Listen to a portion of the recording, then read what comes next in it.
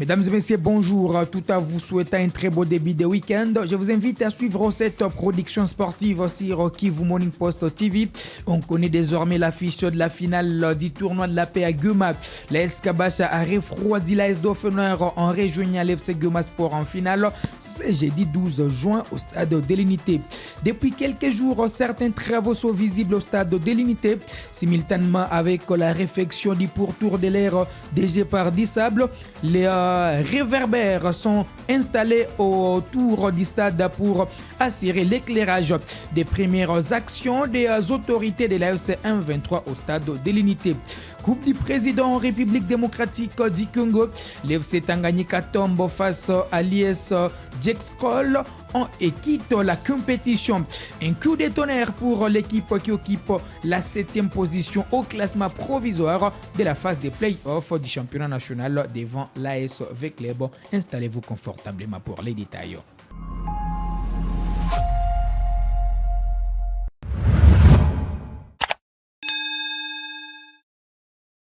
Pour démarrer les tournois de la paix organisés par l'AFC M23 en faveur des équipes de la ville de Guma après environ 5 mois sans activité sportive, connaîtra son épilogue ce dimanche 15 juin 2025 au stade de l'Unité. Reportage.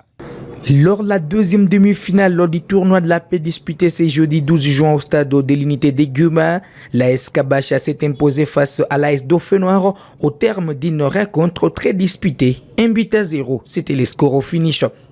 Porté par un public très animé, l'AS Kabasha a inscrit l'unique but du match à la 70e minute sur un coup franc parfaitement exécuté par Bizimungu JC qui a surpris les gardiens Arnaud Matoumele.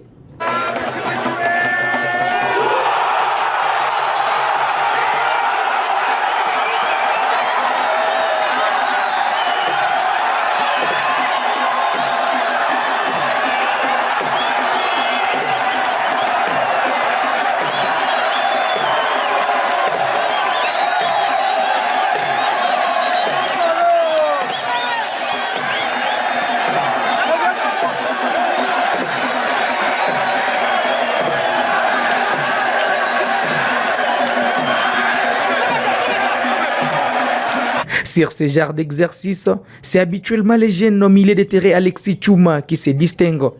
Les joueurs du FC Gueule, prêtés à l'AS Kabasha, lancés en cours de jeu, est revenu sur les choix de l'entraîneur et la communication avec son coéquipier lors de l'action décisive qui a sauvé toute une équipe. Ouais, je suis content du classement, ça fait partie aussi du jeu. On n'est pas toujours présent dans l'heure des jeux tous les jours, mais on est toujours là. On était dans l'ensemble, j'étais là. On a eu à dialoguer un peu sur le coup franc, sur la balle arrêtée qu'on a eu. On a eu à partager un peu, on s'est mis d'accord qu'il allait tirer. Je me suis dit, il a sa chance, qu'il essaie un peu de tenter sa chance. Je leur demandais juste d'être là pour nous parce qu'on a fait de notre mieux pour arriver à ce stade. Je leur demandais encore une fois de continuer à nous soutenir parce qu'on espère un bon résultat aussi le dimanche. Malgré l'entrée du jeune attaquant Alisson Mumbere, l'AS Dauphineur n'a pas réussi à marquer les buts égalisateurs. Grâce à cette victoire, l'AS Kabasha rejoint Guma Sport en finale. Ces derniers s'étaient qualifiés la veille en éliminant les Daring Club Virunga à l'issue de la séance de tir au but lors de la première demi-finale disputée le mercredi 11 juin. À l'issue de la rencontre, la communion entre les joueurs de l'AS Kabasha et leur public a été particulièrement marquante.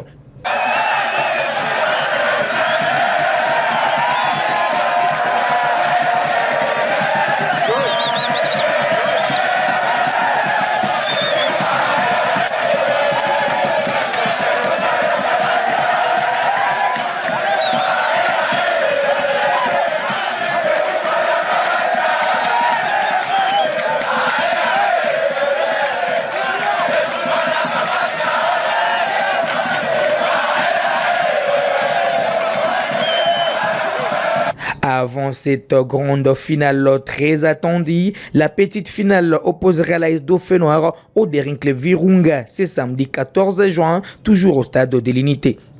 L'AS Dauphineur, c'est le club de cette compétition, a évolué en première division du championnat national de la RDC avant le début de la guerre, s'arrête donc en demi-finale.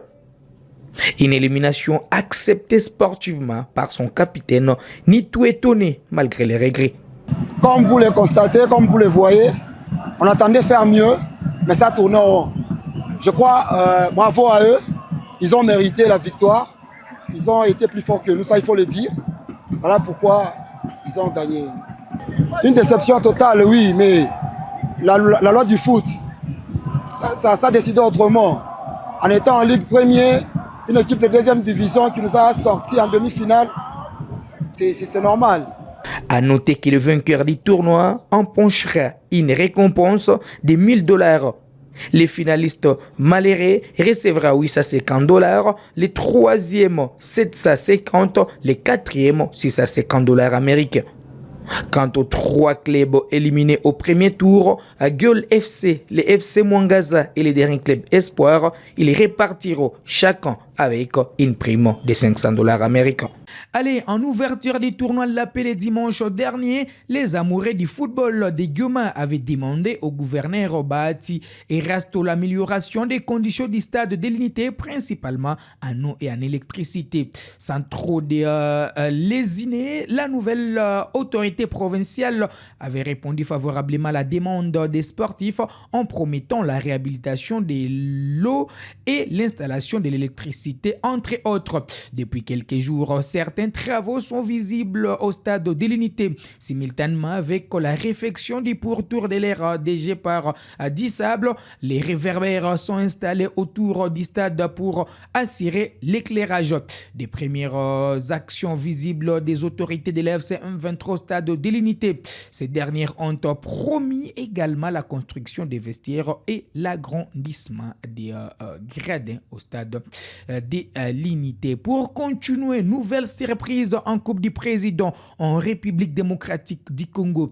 L'FC Tanganyika, pensionnaire de la Ligue 1 et engagé dans la phase des play-offs du championnat national, la RDC a été éliminé dès le deuxième tour de la compétition par l'IS Jexcol, une formation de deuxième division en Ligue 2.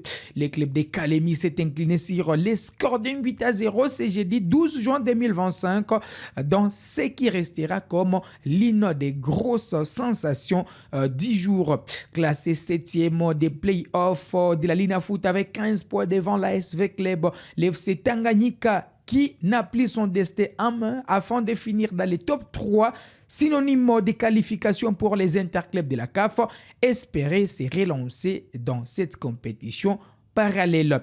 Mais face à une équipe de l'IS Jexcol bien en place, les hommes de Tanganyika n'ont pas si répondre présent. Pourtant, la formation de Tanganyika, comme vous pouvez le constater sur ces images, a eu plusieurs occasions mal exploitées dans cette rencontre. Après un nil de 0-0 en première période, l'équipe de Tanganyika a encaissé les derniers buts, l'unique but d'ailleurs de cette rencontre dans les derniers instants de la rencontre. Je vous proposais de suivre l'unique but qui a tué les efforts de l'équipe de Kalemi.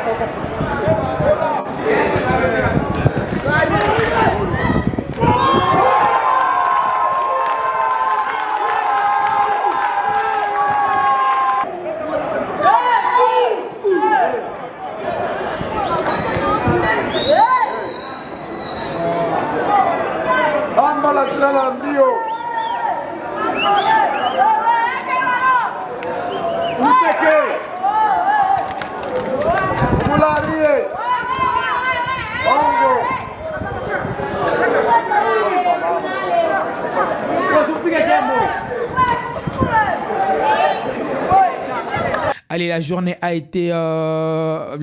a également vu se jouer des autres rencontres du deuxième tour à Lubumbashi. La S Simba, autre formation de l'élite congolaise et actuellement participante au play-off, a réussi à prendre les dessus sur l'ABC Katumbi 0 contre 1, équipe dirigée par l'ancien international congolais Jean Kasusula Kiricho. Le but victorieux a été inscrit par Tango Kidinda, ancien ailier du dernier club Virunga de Goma, permettant aux Kamikazes de Kolwezi d'arracher leur billet pour les 16e de finale de cette compétition anciennement appelée la Coupe du Congo.